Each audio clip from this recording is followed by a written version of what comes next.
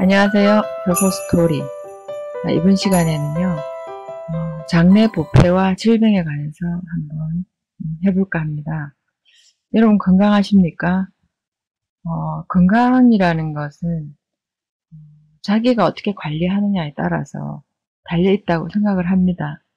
하지만 여러 가지 환경적 요건에 따라 가지고 좌우되는 경우도 꽤 있다고 봅니다. 우리 요즘 보면은 수많은 질병이 있죠. 희귀병도 많고요. 또 그리고 저희가 헤아리기도 쉽지 않을 정도로 많이 있다고 봅니다. 그래서 제가 몇 개를 뽑아봤는데요. 이건 아주 극소수에 불과합니다. 더 많이 적고자 해도 지면이 허락하지 않아서 제가 이만큼만 적어봤는데요. 흔히 있는 병이죠.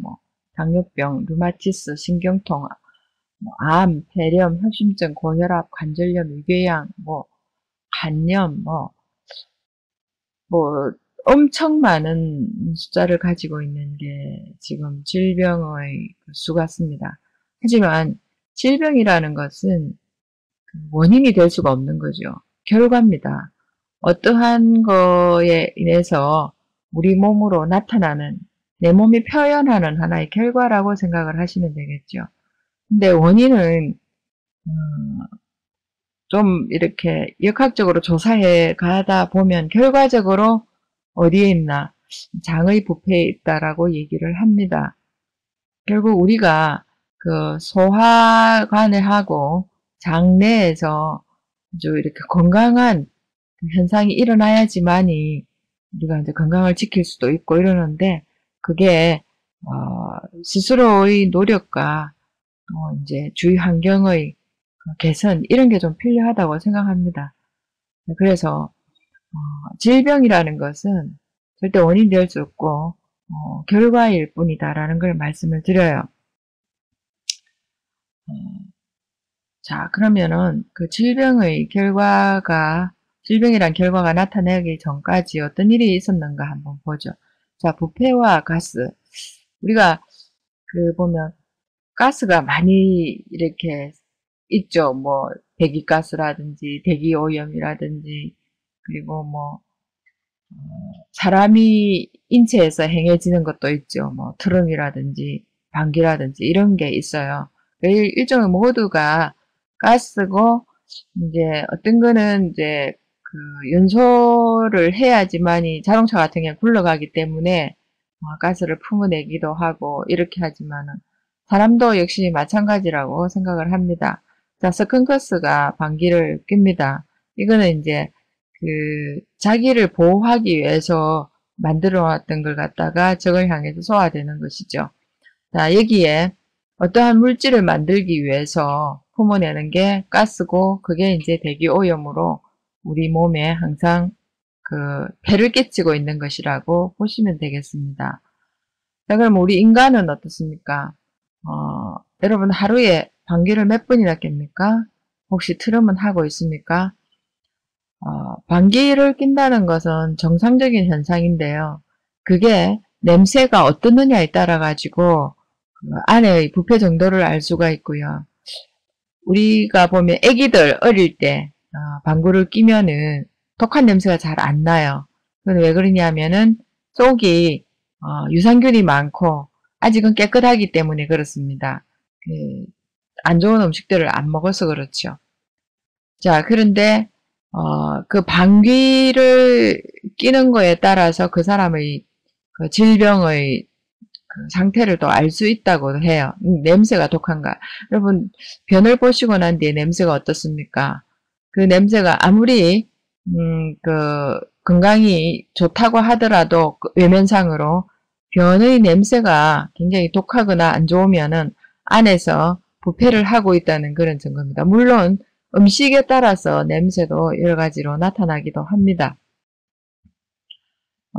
트럼도 이렇게 하면은 위장에서 위장은 부숙하고 숙광하는 작용을 해요. 이게 이게 좀 썩는 거죠.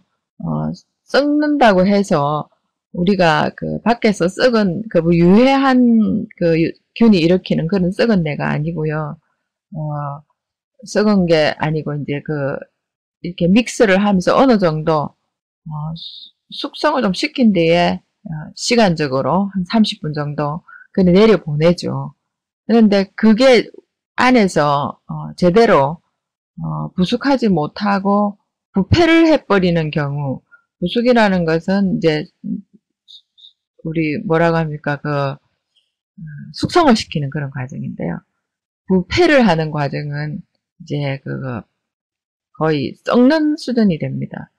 그래서 막 장내 위장의 균이 제대로 활성도를 가지지 못하면은 효소라든지 이런 게 활성도를 가지지 못하면은 이제 트름을 하게 되고 그 트름이 이제 냄새가 나게 되고 이제 다른 사람한테 안 좋은 냄새를 보내게 되죠. 자, 여기 보시면은 이게 뭐냐면은 혈구입니다. 적혈구인데요. 제가 앞으로 저희 연구실에 있는 유상차 현미경으로 혈구를 찍은 걸 몇 개 올리겠습니다만 우선은 요걸 보시면은요. 여기 보면 막 이렇게 붙어 있죠. 이게 엄청 엉켜 있습니다. 엉켜 있는 이 상태는 혈전을 이루고 있죠. 이게 피들이 이렇게 연결이 돼 가지고 엉켜 있는 상태입니다. 이거는 이제 안에 장이 안 좋다는 증거가 되겠습니다. 옆에 있는 거는 이제 요거는 조금 이제 떨어져 있죠. 요건 좀 정상적인 거라고 할 수가 있습니다. 요거는 이제 장내가 좀 맑아졌다는 증거가 되겠죠. 자, 방귀를 끼면은요, 저는 방귀 끼는 게 정상적이라고 생각을 합니다. 왜 그러냐면은 우리 장내에 세균들이 있어요. 미생물들이 있는데 그 미생물들이 작용하는 거에 따라 가지고 장내 뭐 부패를 한다든지 그리고 아니면은 부숙을 한다든지 이렇게 되는데요. 그 세균들이 좋은 게 분포도가 좋으면은 아주 이렇게 원활하게 되면서 잘 부숙을 해서 영양소를 흡수할 수 있고요. 그리고 방귀를 뀌도 이제 이상한 썩은 내가 나지를 않습니다. 하지만은 냄새가 독하다거나 다른 사람한테 괴로움을 준다거나 자기조차도 맡기 힘들다 그러면은 장내에 아주 유해한 미생물이 분포되어 있다고 보시면 되겠습니다. 자, 여기 보시면은 적혈구의 연전이 굉장히 많습니다. 여기 보면 굉장히 많이 엉켜 있죠. 완전히 뭐 동전을 엮어 놓았듯이 이렇게 되어 있습니다.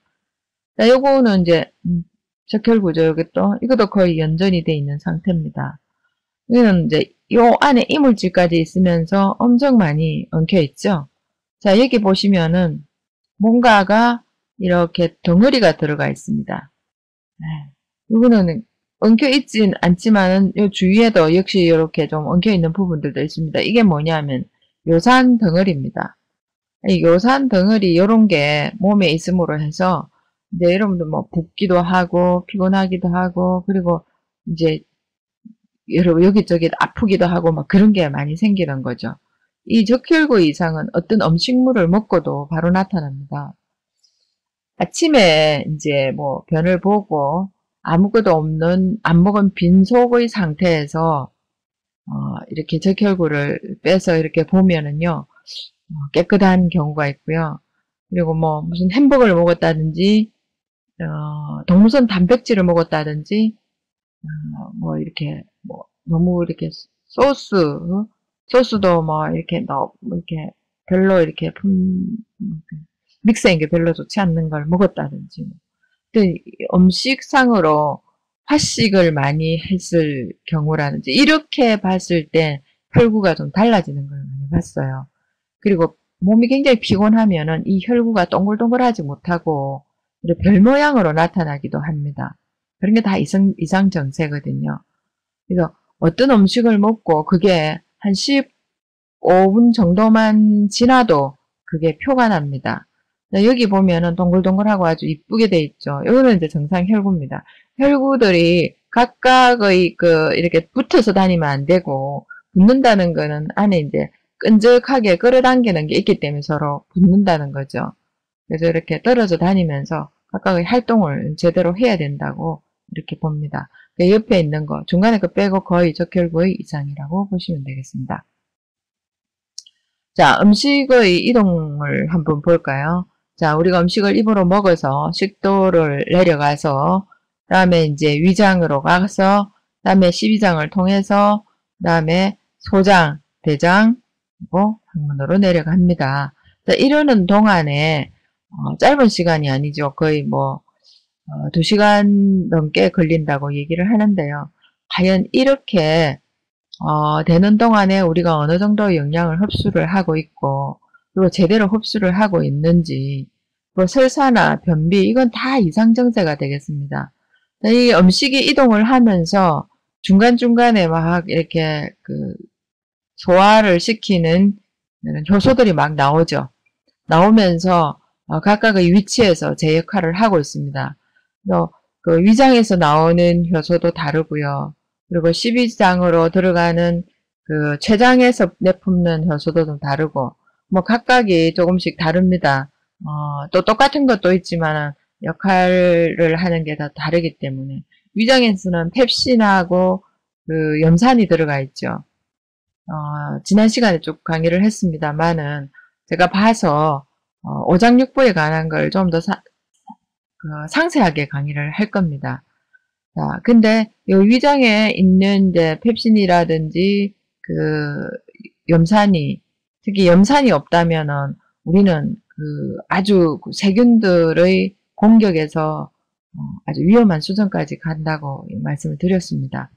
일단 이렇게 음식이 내려가면서 제대로 잘 통해서 쑥 빠져나가야 됩니다. 그러니까 영양소는 뽑아내고 나머지는 필요 없는 거 좀 빠져나가야 되는데 그걸 오랫도록 묶어가지고 있다든지 아니면은 제대로 흡수를 하지 못했는데 다 품어내 버린다든지 이런 게 다 이상이 있다고 보시면 되겠습니다. 자, 발병의 경로. 그러니까 우리가 병이라는 것은 질병이다. 이거는 결과죠. 원인이 될 수가 없습니다. 그래서 역학적으로 가서 우리가 쭉 훑어보면은 결국 장내 부패에 있다고 말씀을 드렸습니다. 근데 장내가 깨끗하고 장의 정리가 잘 돼 있으면은 실제로 이런 병이 잘 안 생기죠. 자, 그래서 그런 발병의 경로를 한번 찾아보면은요. 문란한 식생활, 스트레스, 스트레스를 받으면은 소화가 잘 안 되고, 소화가 잘 안 되면은 안 된다는 것은 속에 이제 가스가 차기 시작한다는 그런 거죠. 그래서 장과 소장, 장과 대장, 소장과 대장입니다.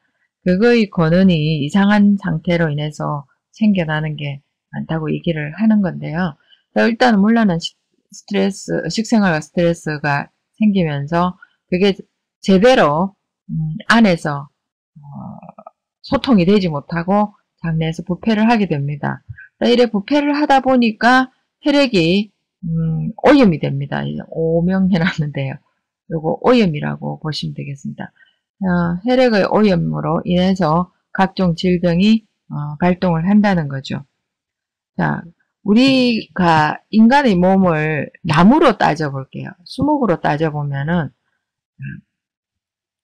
영양을 흡수하는 장소가 어디가 되겠습니까? 수목에서는 나무 뿌리가 됩니다. 그럼 인간으로 따졌을 때는 어디가 되냐? 인간의 내장이 되겠습니다. 특히 소장과 대장 있는 쪽에서 하게 되는데 이렇게 하는 것도 잘 씹어야 되고 그리고 위장에서 잘 믹스를 해야 되고 그리고 간에서 쓸개즙을 만들어서 잘 보내서 내려줘야 되고 췌장에서 이자액을 또 내려보내줘야 되고 또 요런 관계가 다 있습니다. 물론 그것만이 아니고 내 몸의 전체적인 활동의 문제가 되겠습니다만은 우리가 건강하다는 것은 얘네들의 기능이 좋은 거다 이렇게 생각을 하시면 되겠습니다. 그래서 영양 흡수 세포가 있는 장소가 장의 육모라고 보시면 되거든요. 장에서 아주 이렇게 육모들이 꽃파티를 이루고 있으면서 거기서 흡수를 하게 돼 있어요. 흡수를 잘 해야 되는데, 장이 좋지 않으면 그쪽에 안 좋은 유해군이 막 붙어가지고요.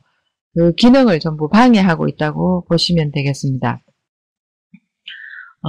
사람마다 되게 이제 개인차가 좀 있지만은 장의 길이가 뭐 600에서 700cm니까요. 6, 7m 정도 된다고 보겠죠. 자, 이렇게 되는데요. 나무 뿌리도 대단하죠. 그죠? 이 나무를 키우기 위해서는 아주 이렇게 발을 뻗어가면서 땅속의 영양소를 흡수하고 있는 그런 겁니다. 자, 이 육모는 장속에서 흐르는 이렇게 소화된 먹거리를 나무의 액체가 이제 나무에서 액체를 이렇게 수액을 빨아들이듯이 영양소를 장에서는 흡수를 한다는 그런 겁니다. 자, 그러면은 우리가 이렇게 영양소를 흡수하는 거의 매개체가 있어요. 그게 혈액입니다. 혈액이고 우리 나무의 엽록소를 저장한 상태의 물질이 또 뭡니까? 수액이라 이런 거죠. 그래서 적혈구하고 수액하고 거의 같은 역할을 하는 그런 겁니다. 자, 뿌리는 뭐 거의 소장, 대장이 되겠고요. 수액은 혈액하고 같다고 보시면 되겠고요. 자, 그 다음에 숨을 들이쉬고 내쉬고 하는 폐하의 역할을 하는 게 잎사귀라고 생각을 하시면 되겠습니다. 대기권에서 공기를 들어 마셔서 산소, 우리가 보면은 나무도 산소를 먹고 삽니다. 워낙 산소의 그러니까 잎사귀가 많다 보니까 상소의 양이 그다지 많이 필요하지 않기 때문에 나머지는 끄집어내는 겁니다. 그래서 우리가 모든 생물들은 거의 산소를 먹고 살거든요. 산소가 없으면 안 되죠. 그런데 우리가 나무는 거의 뭐 탄소만 먹고 산소는 안 먹는다라고 생각을 하시는데 그건 아니라고 보시면 되겠습니다. 나무도 역시 산소를 먹고 삽니다. 자, 그런데 폐와 기관지에 해당하는 것이 나무 잎사귀와 마찬가지고 나무 잎사귀가 대기권과 가스를 주고받고 우리가 숨 쉬면서 가스를 내보내는 거하고 거의 같다고 보시면 되겠습니다. 자, 그런데 여기 나무도 토양의 영양소를 먹고 살아요. 토양의 영양소를 먹고 살듯이 인간도 소장의 영양소를 먹고 사는 겁니다. 역시 토양하고 소장하고 같다고 보시면 되죠. 그죠? 자, 그래서 이 소장이나 대장에 어떠한 균이 분포되어 있는 거에 따라서 그 사람의 건강, 영양, 뭐 이런 거, 비만, 또 뭐 여러 가지 척도가 나타난다고 보시면 되겠습니다. 요 안에 이제 역시 나무도 유익균이 많으면 이 주위의 땅에 유익균이 있고 토양이 기름지면은 잘 자라겠고요. 여기다가 뭐 악취가 나는 거 쓰레기 내지는 뭐 그러니까 농약 막 이런 걸 많이 뿌려댔다면은 나무는 얼마 못 살고 죽을 겁니다. 역시 사람의 몸도 마찬가지입니다.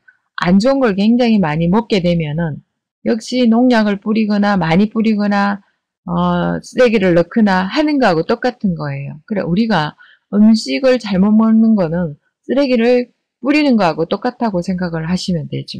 그래서 건강 상태도 어떤 음식을 먹느냐에 따라서 굉장히 많이 좌우가 된다고 생각을 하시면 됩니다.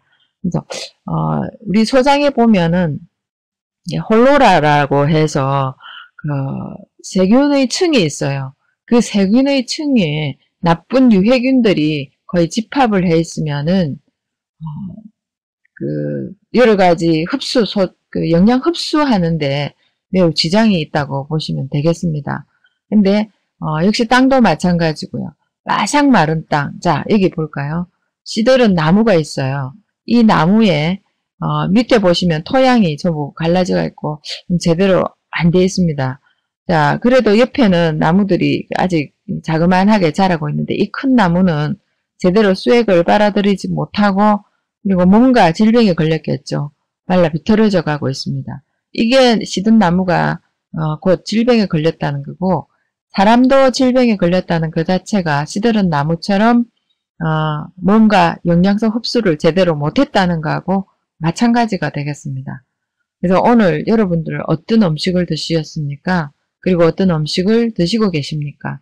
지금 드시는 음식이 과연 내게 어떤 역할을 하는가, 그것도 살펴보시는 것이 나를 위함과 동시에 가족을 위하고 크게는 국가 경제를 위하는 그런 길이 아닌가 그렇게 생각을 합니다. 그래서 다음번에는요, 장내 부패를 초래하는 여러 가지 안 좋은 음식이나 여러 가지 그 물질들을 한번 알아보는 그런 시간도 한번 엮어보겠습니다. 가만 보니까 우리가 알아야 될 기본 상식 좀 적지 않다고 생각을 합니다. 자, 오늘 여기까지 하겠습니다.